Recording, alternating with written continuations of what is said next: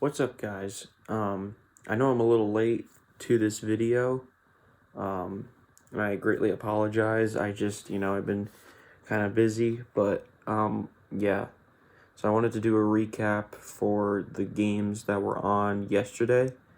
And there were only 5 games, so this video is not going to be too long, but let's take a look. So, the first game is the Bucks and Pacers game. The Bucks won this by 10 points. Giannis obviously was the star of the night with 41 and 12 and 6. I mean, Giannis is probably, in my opinion, I think Giannis is the best player in the league. So, it's kind of, I expect him to put up numbers like that. On 16 of 19 from the field, 2 of 7 from 3 too. It's not terrible from 3 actually. Considering that he's not really good at shooting. So, along with 12 rebounds, 6 assists, a steal, and a block. So, he definitely showed out tonight for sure. He definitely showed out last night for sure. Pat Connaughton had 14 and 8, and he shot 5 of 9 from the field, and 4 of 6 from 3. And he had 8 rebounds as well, and 3 steals to go along with 1 assist. So, he played decently. Brook Lopez had 15, 6, and 2. And he was 5 of 8 from the field and 3 of 6 from 3. So, and he had a steal and a block as well. So he played very well He actually played very well.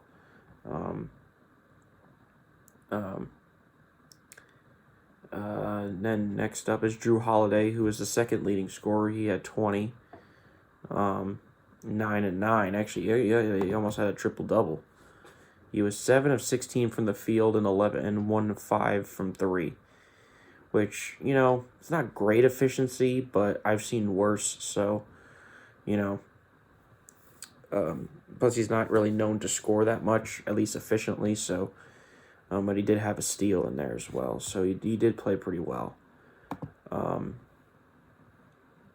Grayson Allen chipped in with 13, and he was 4 of 8 from the field and 3 of 5 from 3, so he definitely did his thing without a doubt.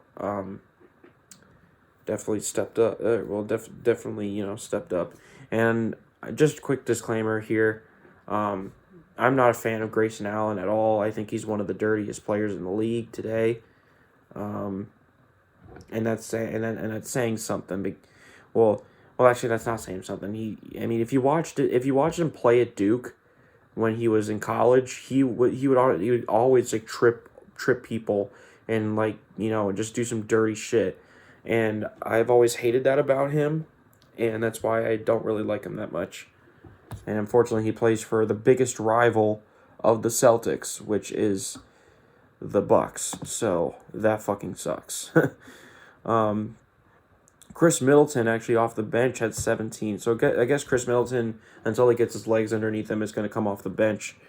And he actually only played 15 minutes. That's actually impressive. 17 points in only 15 minutes of action. He definitely played well in those limited minutes.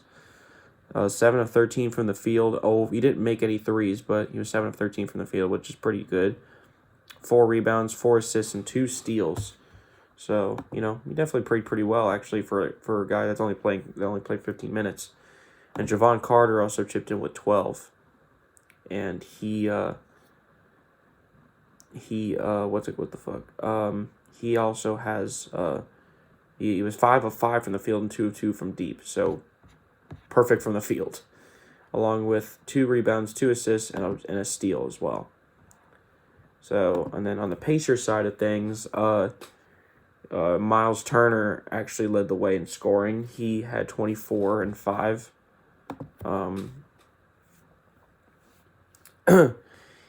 Actually played pretty well. He was 10 of 20 from the field, so 50% from the field, which is not bad, but I would expect someone that plays the 5 to be a little more efficient than that, but it's not terrible. He was also 2 of 7 from 3, 5 rebounds, but he did have 4 blocks. So he definitely did his thing on the defensive end, that's for sure. Buddy Hield chipped in with 22. And he was 8 of 13 from the field and 5 of 9 from deep. So, and 5 rebounds, 2 assists, and 3 steals. So he actually did pretty well. Pretty well there. And then Benedict Mathurin had 21 points, and he was 50% from the field, 6 of 12, and then 1 of 4 from deep. So he's not really, I'm guessing he's not really that great of a three-point shooter, but he was 50% from the field with 8 rebounds and a steal as well. TJ McConnell also chipped in with 19. He was 8 of 11 from the field. And he was, he had 6 rebounds and 9 assists and 3 steals.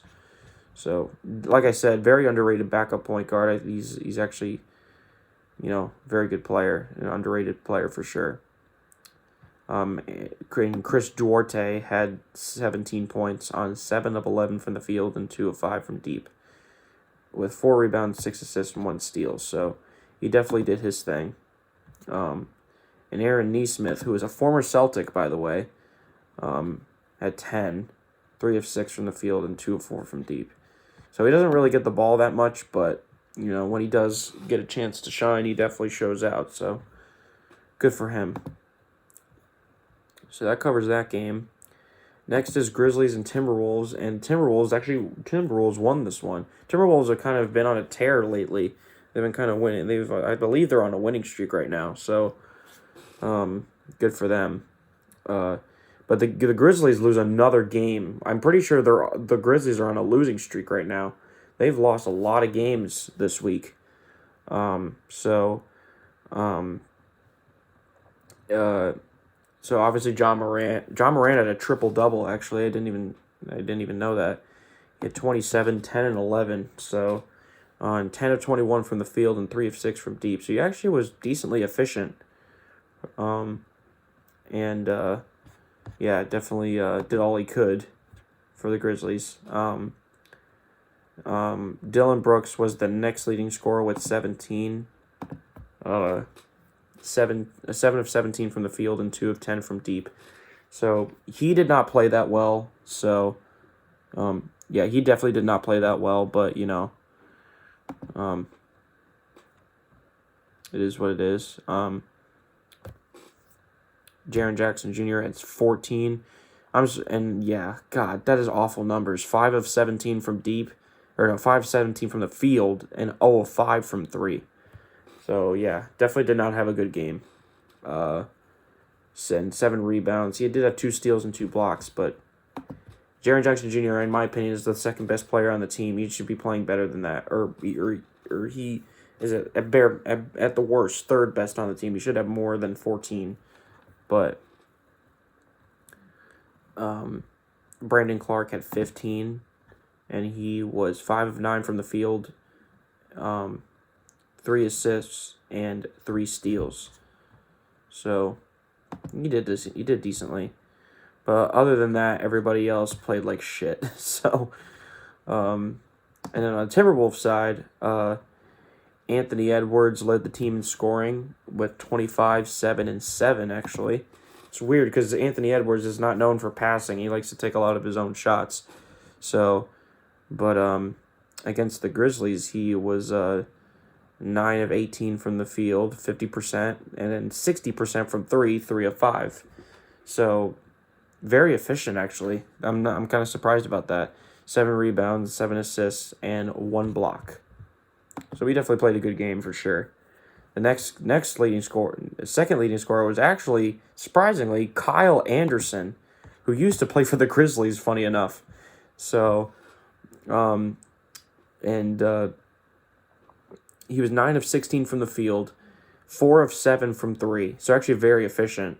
3 rebounds, 6 assists as well. I didn't know he could use. Definitely showed out on the assist numbers. 2 steals and a block. So he definitely had himself a good game without a doubt. D'Angelo Russell also chipped in with 19, 8, and 7. And 7 of 17 from the field, 3 of 10 from deep. So not really not really that efficient, but still got to give him credit for kind of playing pretty well. 8 rebounds, 7 assists, and 3 steals. So in the box score, other than the shooting splits, he did pretty well. So and then the other guy, the only other guy to score in double figures was this guy, Nathan Knight. Never heard of this dude before, but he was 4 of 6 from the field and 2 of 3 from 3. So yeah, he's a bench player. So yeah, but yeah, good game from the Timberwolves overall. Good win for them. Definitely could get them. Hopefully that gets them on the right track.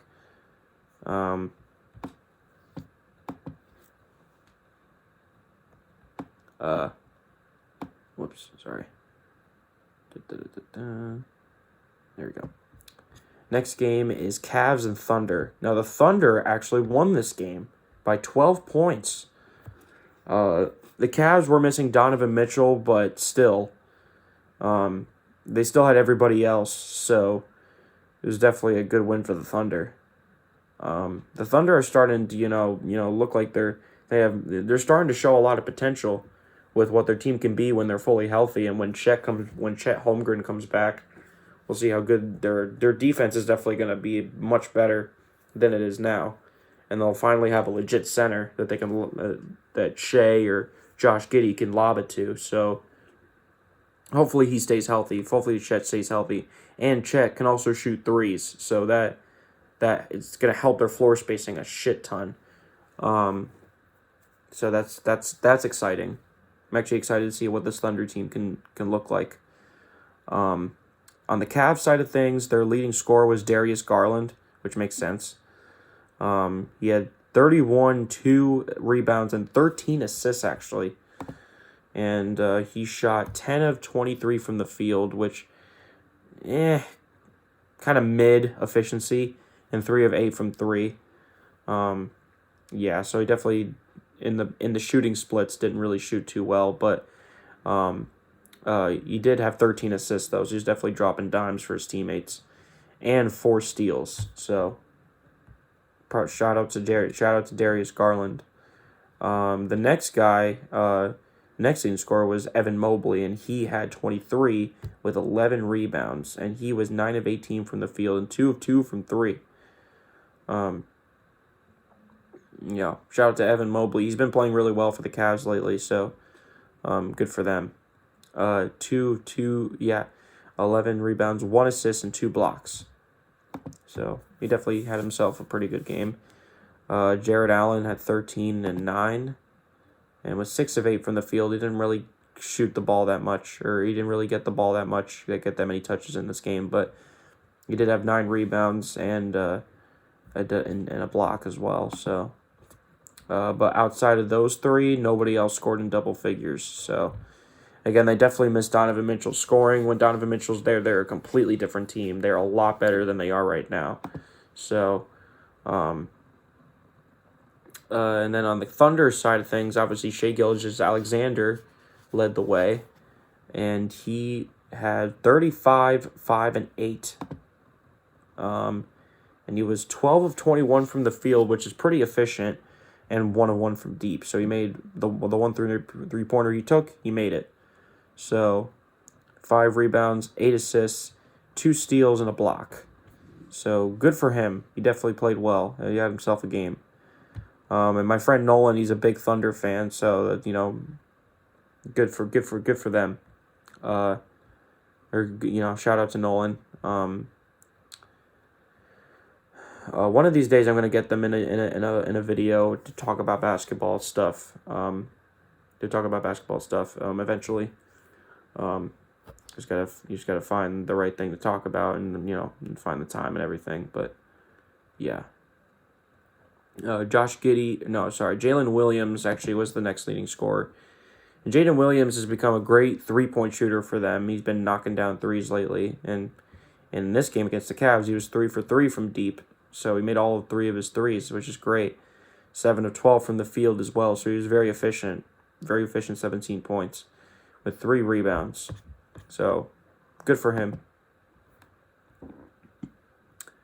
Aaron Wiggins had 10 and 7, and he shot 4 of 6 from the field and 0 of 2 from 3. So it's unfortunate, but he didn't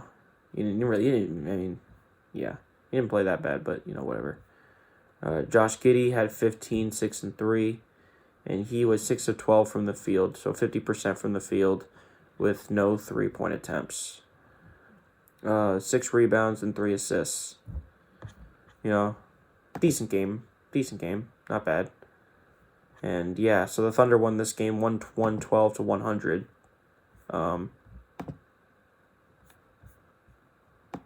The next game we're going to talk about, the next game we're going to cover is Magic Heat. Heat won this by 5 points. On the Magic side of things, actually 3 different people led the way in scoring with 19 for each different player. We'll start with Paolo Banchero, who is their best player, or their number one, or he's their lottery pick from this year, or their number 1 pick. He had 19, and it was unfortunately. Oh wait, never mind. Oh my God, those shooting splits are awful. 4 of 14 from the field and 1 of 6 from 3. That is not a good game. That's not good shooting, at least. He had 5 rebounds, 1 assist, and 1 steal. Yeah, definitely kind of a mid game for him. Franz Wagner had 19 as well. And against the Heat, he was 6 of 10 from the field and 3 of 4 from 3. So he played pretty well with 2 assists in there and 6 rebounds. And then Cole Anthony also had 19 with 7 rebounds and 1 assist.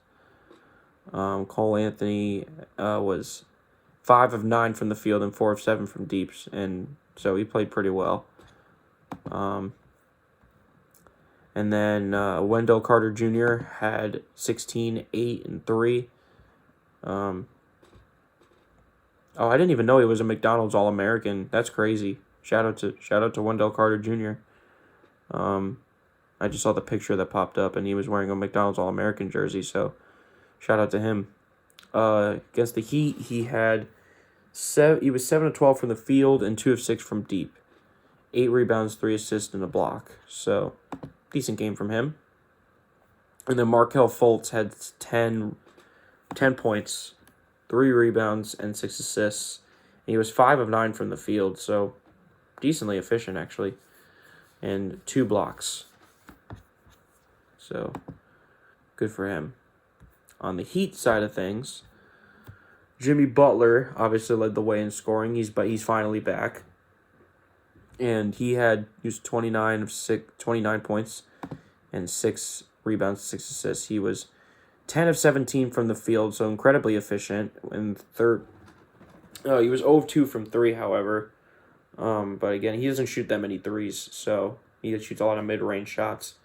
But he was incredibly efficient. He was 10 of 17 from the field, so very efficient. Along with 6 rebounds, 6 assists, and 2 steals. Jimmy Butler is definitely one of my favorite players in the league. So even though the Miami Heat have been a conference rival for the Celtics for over a decade at this point.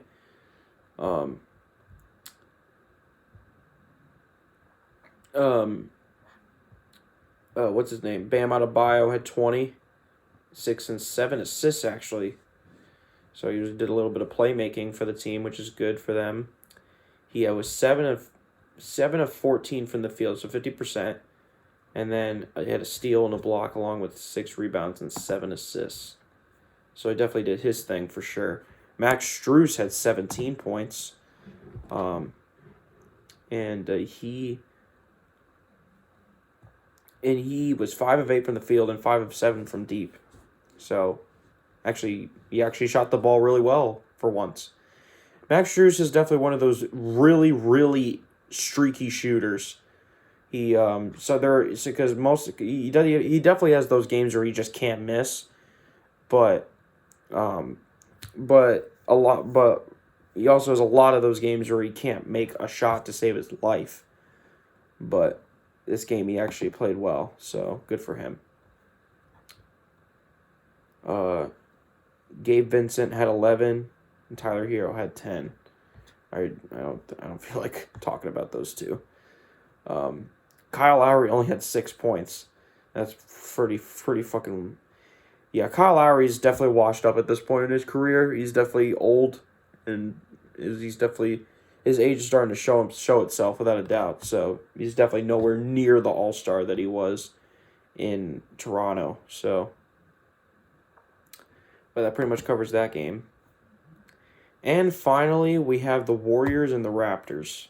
A rematch of the 2019 NBA Finals. Golden State won this one by 12, 129 to 117. On the Raptors side of things, Fred VanVleet actually led the way in scoring last night. And he shot 11 of 20 from the field and 50% from 3, 5 of 10. So he actually played really well. 4 rebounds and 10 assists. So definitely showed out there with 1 assist and a block. So definitely had a good game there. The next game, or the next guy we're going to talk about is Scotty Barnes. Scotty Barnes actually had 24. 6 rebounds and 5 assists. And he was 7 of 12. Wrong game. They just played the Trailblazers tonight, so that's why I was looking at the wrong thing. He was 9 of 15 from the field, and 2 of 3 from deep. So he actually played really well, and had 2 blocks to go along with 6 rebounds and 5 assists. And Pascal Siakam did his thing with 21, 7, and 3.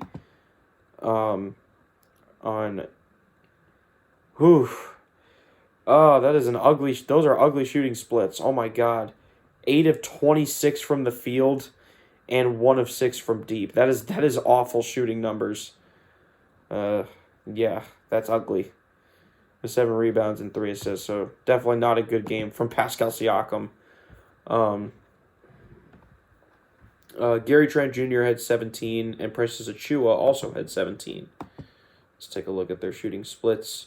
Against the Warriors, Gary Trent Jr. was 7 of 14 from the field and 3 of 7 from deep. So,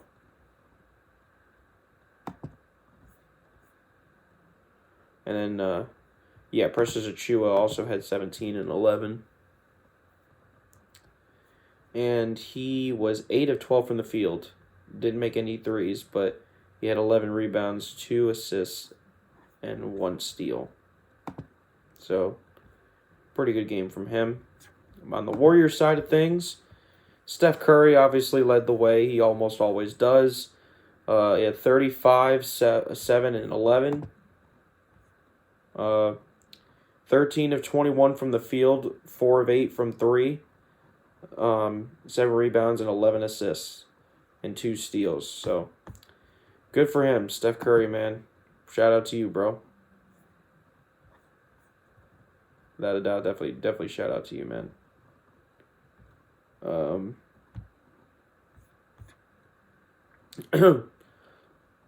Klay Thompson had 29, actually. 29, 8, and 1. He was 11 of 24 from the field, which is not bad shooting splits, and 6 of 14 from deep. He takes a lot of fucking threes, and didn't really make a lot of them. He shot just below 50%, but still, he shoots a lot of damn threes. And he's kind of been inefficient lately. I don't like the way he's been kind of just throwing shit up there just for no reason. You know what I mean? He's kind of taking a lot of fucking contested threes, which doesn't help their offense that much. I mean, when he's making them, he's making them. If he's on fire, he's on fire. But if he's not making them shits, he has to stop shooting it. She has to stop shooting it when there's a guy literally right in his face. Like, get a better look. So maybe you can get going. But I don't know. That's a topic for another video. Kevon Looney had 12, 8, and 3. And was 6 of 7 from the field. I mean, Kevon Looney's not really known for fucking, like, getting a lot of points. So, whatever. Dante DiVincenzo had 12 and 11 assists, actually, off the bench. It was 5 of 10 from the field, 2 of 5 from 3, so 50% and 50. So he shot 40. He shot 50% from the field and 40% from 3. 3 rebounds, 11 assists, and 2 steals. I was not expecting him to drop 11 dimes. That's pretty crazy. But and then Jonathan Kuminga chipped in with 15 points. 5 of 7 from the field and 4 of 6 from 3. So he actually made a good amount of threes, and he also had 2 assists and 1 block. So, and then JaMychal Green had 10 points and 6 rebounds. 3 of 5 from the field, 1 of 3 from 3. Nothing special there. So, yeah, that pretty much covers that. I think that's about it. So, thank you guys for watching this video. Thank you guys for watching this recap. Again, I'll do another one tomorrow. For the games from tonight, and believe me, there's a lot of games to cover. There were 11 games, so we have a lot to cover tomorrow. So definitely be sure to check that out tomorrow when that comes out. And thank you guys for watching this video. And yeah, thank you guys for watching this recap. And good night, guys.